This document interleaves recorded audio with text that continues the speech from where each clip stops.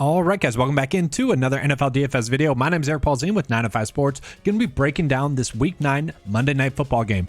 And, you know, the showdown slates this week have been enjoyable to break down because there's enough lack of continuity, I guess, to the point where you can make some fun builds. It's not too straightforward or too chalky with the approach. There are some decisions that you have to make. There are some educated guesses that you can make. There are some strong cash builds that you can put out there that should, yield you some success. Then there are some pivots you can make in GPPs. That has kind of been the fun approach about this week on showdown slates, where in previous weeks, it was frustrating. Okay, and actually, Mark Andrews getting injured in a previous slate, last week's showdown slate, I believe that was Thursday Night Football, that changed the whole dynamic of the slate. If someone somehow ended up on Isaiah Likely, then they really dominated. So let's just hope that there are no injuries in this game. And there's some questionable players that, one big hit and they could be out of the game. So that potentially could decide the game. But if it doesn't, somewhat of a straightforward game, but somewhat of a, kind of educated guessing game where we're going to make some decisions based off of potential of game flow. And hopefully that works. So if you guys enjoyed this coverage, make sure to give a like and subscribe. My goal is to get to 5,000 subscribers before the new year. Okay, I think we can get there. We're kind of on pace to get there. It's kind of a goal of mine. It's always been a goal of mine to get to 5,000 subscribers. Has some momentum lately. That'd just be kind of an awesome little New Year's gift. All right, so if we can do that, awesome. If not, well, that's unfortunate. We'll keep working at it. All right, if you guys want to become a 905 member as well, use the NFL DFS DraftKings lineup optimizer that is included with the 905 membership, which is $10 a month, as well as the NFL and NBA DFS cheat sheet and optimizer for that as well for NBA. And then biggest thing it's designed to be a golf membership as well. So there's a premium golf package associated with that as well. So without further ado, let's get into the picks for Monday Night Football. So for this video, I'm just going to start off with kind of the two obvious plays, Lamar Jackson and Alvin Kamara. You are going to want to play them. It's just the question of putting them into the captain spot or not. I certainly think you can get away with it. Just kind of depends on your build. Okay. There will be builds in which I put them into the captain spot. For now, for breaking down the slate, don't really feel like I need to touch on that. If you guys can put him into your captain spot, please do. Then we're going to go with Chris Olave. Chris Olave has really looked like a stud. I've been touching on this for weeks now, guys. Really against Tampa is when it stood out to me. All the air yards that he had, all the times he was open where him and Jameis Winston were just missing. And then it finally popped the next week and really has popped ever since. The targets continue to be there for him. My only worry is that, I think it's because the game was a blowout. He didn't see as many snaps as he typically would. I guess that'd be my only worry, but he should still go off and have a great game. Now, yes, Baltimore's defense has looked better as of recent. That is the worry. At the same time, I still think Chris Olave as the number one passing target, and I guess you could say Alvin Kamara is, but maybe as the second best passing target in this offense, he is someone I do want to be going out of my way to play. I do think he has a chance to break the slate as well, but you could potentially put him into the captain spot. And then from there with New Orleans, we do have to wait on some injury news. Okay, so is Jarvis Landry going to be active? If he is, he's a great value. Like if he's going to be active and play a full allotment of snaps, kind of take over for Traquan Smith, who had been playing a bunch of snaps, 50 to really 70% of the snaps. If that goes straight to Jarvis Landry, I think he's a great price point play. He just is a guy that commands targets when he is active, okay? So he'd be a player that I don't mind at 5.2, would actually be someone I'm going out of my way to play. Now, if he sits, then we go with Traquan Smith at a cheaper price point. Going to play about 50 to 74 to 75% of the snaps. For last week, was getting a decent amount of targets, okay? Had looked good. So he'd be the one I would want to go out of my way to play if we're going to be playing a different Saints receiver. Do want to call Juwan Johnson as well. The last 3 weeks, he's been playing about 75% of the snaps, which has yielded some, consistency here. Now at 4.4, he does need to get you around 8 DK points. It's not like a lock and load play where he's like too cheap to pass up on. It's not that situation. But at the same time, he is someone where it wouldn't be shocking to see him get 5 targets, 50 yards, and get you 10 DK points. Maybe gets a lucky touchdown.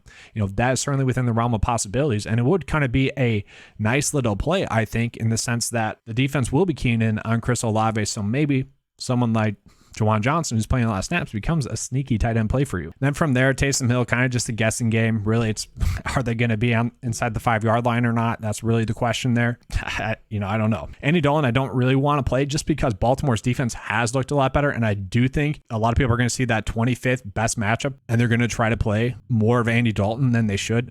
And they're going to see the last 2 weeks, like good stuff, DFS-wise, and they're going to try to force Andy Dalton into more builds than they should.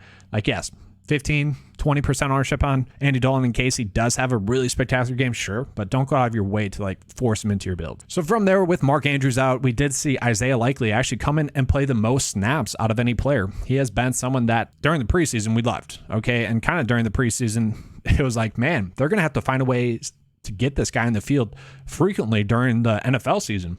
And instead, they kind of turned to pass blocking tight end Josh Oliver, who's been playing about 50% of the snaps. And I actually expect Josh Oliver to still play about 50% of the snaps. But we saw Likely come in and get the most snaps of an offensive weapon, tight end, running back, receiver. He's played the most snaps and looked great. Basically, filled in for Mark Andrews perfectly. Okay, and the question is really, after the bye week next week, is it going to be a lot of 12 personnel, a lot of 2 tight end sets with Isaiah Likely and Mark Andrews? Because it kind of seems like it should be with Rashad Bateman out. It's kind of interesting there, but I do think at 5.8, Likely is the player that you want to go out of your way to play. And I want to bring up the fact that Tampa Bay was a tough tight end matchup and he went off against them. A lot of people are going to see this second worst matchup on the slate and probably fade him. I don't think that's the move. He basically is their receiver number 1 now. So I think he's going to be the player I'm going out of my way to play.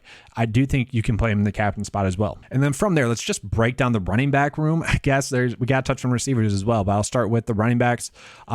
Kenyon Drake most likely going to play about, let's just say, 50 to 60% of the snaps. Okay, that's the expectation.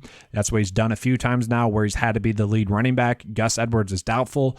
Heck, by the time I'm making this video, could be ruled out. Okay, so yes, Drake is going to be the one you're going to want to play. Should get some passes as well.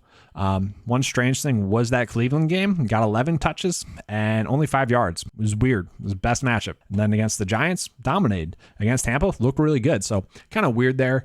But yeah, he is a player that I do think you do want to go out of your way to play. And then Devin Duvernay. A lot of people are getting on me for that. You say a lot of names, guys. Like mispronunciations of words, especially names, are going to happen. It just does. I apologize when it does, but it's going to happen. But he is going to be their receiver number 1.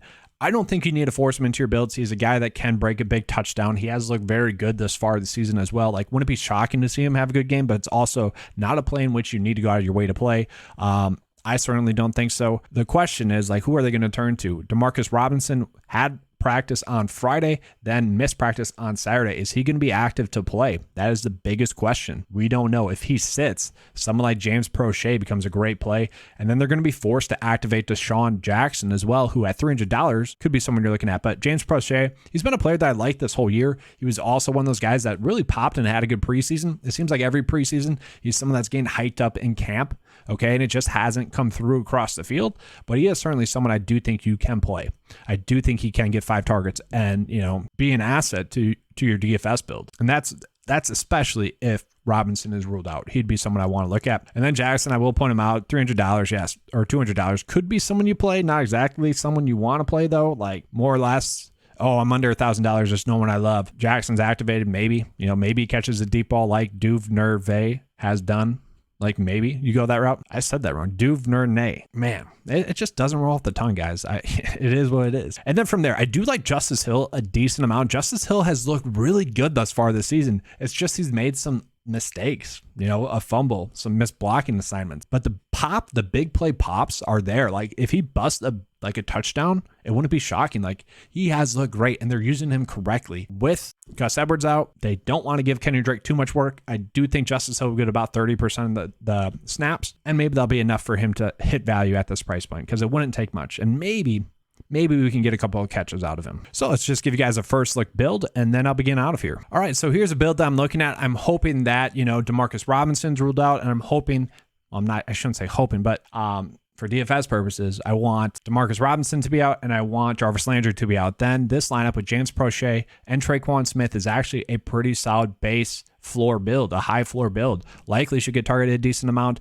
Alvin Kamara should have a good game. Chris Olave going to get 6 to 12 targets.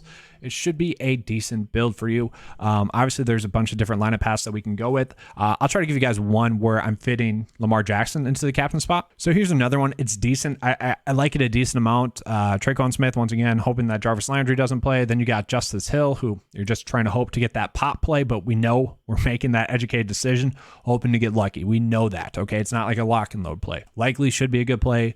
And then we're getting our top 3 plays on the slate, even our top 4 plays on the slate. So line of paths that I do like thus far for Monday Night Football. All right, hopefully you guys enjoyed this coverage. If you did, you know what to do. Give me a like and subscribe. That helps me be able to help you guys out. If you guys want to become a 9 to 5 member, the link's in the description below. $10 a month, best value out there for you guys. All right, thanks for watching. Let's have a good slate. And as always, let's keep cashing.